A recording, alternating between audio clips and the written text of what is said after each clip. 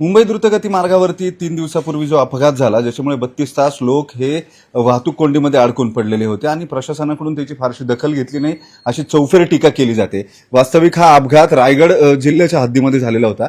मात्र त्याची सगळी वाहतूक कोंडी जी आहे त्याचा फटका हा पुणे जिल्ह्यात किंवा पुणे ग्रामीणच्या परिसरामध्ये मोठ्या प्रमाणावरती वाहतूक कोंडी होऊन बसलेला होता.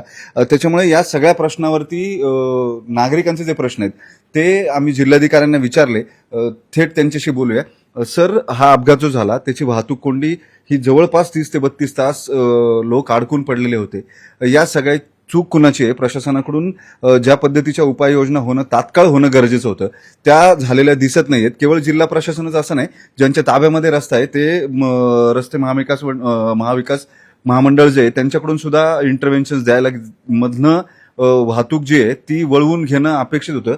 तसं काहीच झालेलं नाही. आता या सगळ्या संदर्भामध्ये एक रिपोर्ट तयार केला जाणार आहे. जसं की तुम्ही सर्व सांगितलंच आहे, 32 तास हा ट्रॅफिक जाम होता, आता सुरळीत झालेला आहे.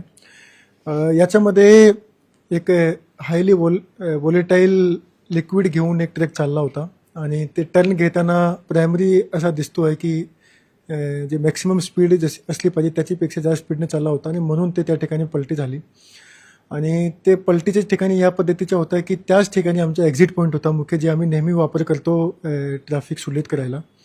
याच्यामध्ये एक मुख्य गोष्टी हा मी इकडे मांडू इच्छितो बाकी डिटेलमध्ये जाण्याच्या आधी, की अशा प्रकारचे ट्रक जे आहे ते याच्यापेक्षा मोठे साईजचे पलटी होतात अनफॉर्च्युनेटली हा हायवेवर. त्याचे वेगवेगळे कारणं आहेत, त्याच्यामध्ये ड्रायव्हर्सचा इनडिसिप्लिन आहे किंवा बाकी बरीचशी गोष्टी आहे.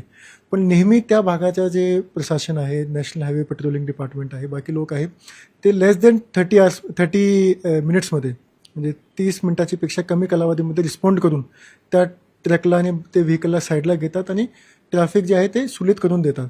हे नेहमीच आहे, म्हणजे ऑलमोस्ट दुसरे तिसरे दिवशी त्या ठिकाणी या पद्धतीचे असतात. तर तिथलं जे प्रशासन आहे ते सक्षम आहे, कारण ते नेहमी हे करत आलेले आहेत. मात्र काय आहे की या पद्धतीची जेव्हा घटना घडते तेव्हा आपल्या निर्देशनास येते की हा अजून त्याला सक्षम करण्याची आवश्यकता आहे. जर हायली वोलेटाईल इन्फ्लेमेबल व्हेकल पडला तर जे डिपार्टमेंट आहे ज्याच्यासाठी तो चाललेला आहे आणि ज्याच्याकडे तंत्रज्ञान याला हँडल करण्याचा, त्यासोबत कोऑर्डिनेशन करून आणि त्याला लवकर आणून कशा पद्धतीने त्याला शिफ्ट करायचे, हा एक कॅपॅसिटी बिल्डिंग करण्याची आवश्यकता आहे. ह्या गोष्टीमुळे आमच्या निर्देशनास आला पहिली गोष्टी, ज्याच्याबद्दल आम्ही आता पुढे पाहू उचलणार आहोत. दुसरी गोष्टी हा महत्त्वपूर्ण आहे की एक्सप्रेसवे असल्यामुळे त्या ठिकाणी लिमिटेड एक्झिट पॉईंट्स आहे आणि त्याच्यामुळे जे व्हेकल मुवमेंट एक्झिट करून साठी जे आपल्याकडे लिमिटेशन्स होते ते आपल्या समोर आली. तर त्याच्याबद्दलही थोडासा एक्सप्रेसवेची जी पॉलिसी आहे त्याचं अनुषंगान घेऊन ॲडिशनल काही एक्झिट करता येते की त्याच्याबद्दल पुढे एक आम्ही समितीच्या द्वारे रिपोर्ट घेणार आहोत आणि पाहून उचलले जातील. तिसरी महत्त्वाची गोष्ट आहे की आमचा प्रयत्न हाच राहणार आहे की पुढे या पद्धतीची घटना होऊ नये. पण महत्त्वपूर्ण आहे की जर घटना घडली आणि अनफॉर्च्युनेटली लोकांना जर एकही तासासाठी सुद्धा तिथे उभा राहण्याची आवश्यकता लागली तर त्या ठिकाणी जे आमचे शौचालयाची व्यवस्था आणि पिण्याची पाण्याची व्यवस्था आहे पण ते अजून करण्याची आवश्यकता आहे, ते कालच्या घटनामध्ये निर्देशनास आला. तर त्याच्याही अनुषंगाने योग्यचे पाव जे आहे ते मात्र पुणेमध्ये नाही, पुढे रायगडपर्यंत उचलले जातील. या पद्धतीचा आता प्रशासनाने निर्णय घेतलेला आहे. मुख्य हे गोष्टी आमचे निर्देशनास आधीपासूनच आहे, पण त्याच्याबद्दल हा एक ट्रिगर क्रिएट झाला आहे की हा हायवेवर जे लेन डिसिप्लिन आहे ते व्यवस्थित पाळण्याची आता आवश्यकता आहे. ते नेहमीच आवश्यकता होती, पण ते आता आपल्याला हा गोष्टीच्या अनुषंगाने घेऊन आपल्याला करावंच लागणार आहेत. कारण लेन इन डिसिप्लिन असल्यामुळे तिन्ही लाईन्समध्ये मोठे वाहतूक चालतात आणि त्याच्यामुळे फ्लो पण स्लो होऊन जातो व्हेकल्सचा, प्रवासी वाहतुकीलाही अडचण होते आणि मग ॲक्सिडेंट पण होऊन जातात. कारण मग जे मोठे व्हेकल्स आहेत ते एक दुसऱ्याला ओव्हरटेक करण्याकरिता ते स्पीड कमी जे असते ते वाढून जाते आणि मग ते पलटी मारते. तर या पद्धतीचे आम्ही काही पाव उचलणार आहोत. सिस्टम काम करतो म्हणून प्रत्येक दिवशी जेव्हा पलटतात तेव्हा आम्ही त्यांना साईडला घेतो, पण सिस्टमची कॅपॅसिटी अजून वाढवण्याची आवश्यकता आहे. ते आमच्या निर्देशनात काही रिपोर्ट मुख्यमंत्र्यांनी मागितला अशी माहिती मिळते.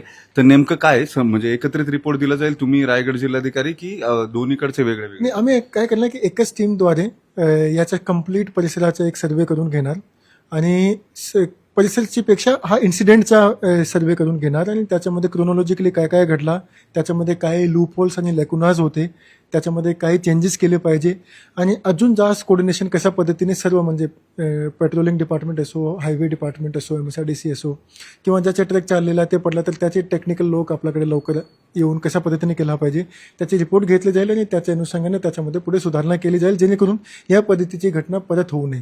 एक चांगली गोष्ट आपल्यासाठी आहे की आपला जे बोगदा आहे त्याचं काम बऱ्यापैकी आता संपलेलं आहे. तर ते टनल ते मिसिंग लिंक होता तर त्याच्यामुळे खूप मोठ्या प्रमाणात आपल्याला एक दिलासा मिळणार आहे. एक काही तज्ज्ञ लोक आहेत त्यांचं असं म्हणणं होतं की फार छोट्या छोट्या रेमेडीज होत्या, म्हणजे जे मधले बायफ्रेन रोप्स आहेत किंवा डिवायडर्स आहेत हे तोडून टाकले असते आणि पलीकडच्या लाईनला जायला जर सोय केली असते, साधे सोपे, ज्याचा निर्णय कुणीच घेतला नाही. MSRDCने नाही, दोन्ही जिल्हा प्रशासनाने नाही आणि दोन्ही पोलीस अधीक्षकांनी नाही, कारण निर्णय घ्यायचा कुणी असा पेच होता असं एकूण दिसतंय. देखो याच्यामध्ये काय आहे की हे व्यावहारिक भाषामध्ये जरी आपल्याला चांगला निर्णय वाटत असेल तर त्याच्यामध्ये हे गोष्टी बघणे आवश्यक आहे की एक्सप्रेसवेचे काय क्रायटेरियाज आहे. एक्सप्रेसवेचं मेन डेफिनेशन हाच आहे की त्याच्यामध्ये कुठल्याही प्रकारचा एक्झिट नसतो, त्याच्यामध्ये खूप लिमिटेड एक्झिट असतात. तर ते तोडून ते करण्याची आपल्याकडे काय SOP आहे ते एकदा बघण्याची आवश्यकता आहे आणि नसेल तर कशा पद्धतीने क्रिएट केलं पाहिजे. तर यासाठीच हा समितीद्वारे आपण रिकमेंडेशन घेऊ. त्याच्यामध्ये नॅशनल हायवेचे लोक पण असणार, त्याचे जे पॉलिसी आहे त्याच्या अनुषंगाने विचार केला जाईल आणि या पद्धतीच्या जर पुढे घटना घडली तर आपली कॅपॅसिटी असली पाहिजे हे आपण पुढे एन्श्योर करणार आहे. आपल्यासमोर हा युनिक केस घडला, लोकेशन या पद्धती झाली, व्हॉलटाईल व्हेकल होता, पहिल्यांदा घडला, प्रॉब्लेम झाली. ह्याच्या अनुषंगाने घेऊन परत होऊ नये त्यासाठी आम्ही पाहून चालतोय, कारण ते जास्त महत्त्वपूर्ण आहे. जर आपण याच्यावर काम नाही केला, परत घटना घडली तर आम्ही म्हणू शकतो की प्रशासनाचा त्याच्यामध्ये दोष होता. पण जर आपण याच्यामध्ये योग्यचे पाऊल उचलले आणि सुधारणा केली तर ते जास्त महत्त्वपूर्ण आणि ते आम्ही नक्की करणार आहोत. ठीक आहे, धन्यवाद जिल्हाधिकारी सर. जितेंद्र डोडी पुण्याचे जिल्हाधिकारी आपल्या सोबत होते आणि त्यांनी या सगळ्या संबंधी या घटनेसंबंधी, दुर्घटनेसंबंधी एक रिपोर्ट जो आहे तो राज्याच्या मुख्यमंत्र्यांनी मागितला. त्यासाठी एक समिती स्थापन केली जाईल आणि नेमक्या काय काय त्रुटी राहिलेल्या होत्या या अपघाताच्या उपाययोजनांमध्ये त्या संदर्भातली सगळी माहिती जी आहे ती गोळा करून संकलित करून त्यानुसार पुढची पावलं जी आहेत ती उचलली जातील. एक SOP केली जाईल आणि हा अहवाल जो असणार आहे चौकशीचा तो मुख्यमंत्र्यांना सोपवला जाणार आहे. व्हिडिओ जर्नलिस्ट सचिन अन्साटेसह वैभव सोनवणे, न्यूज 18 मराठी, पुणे.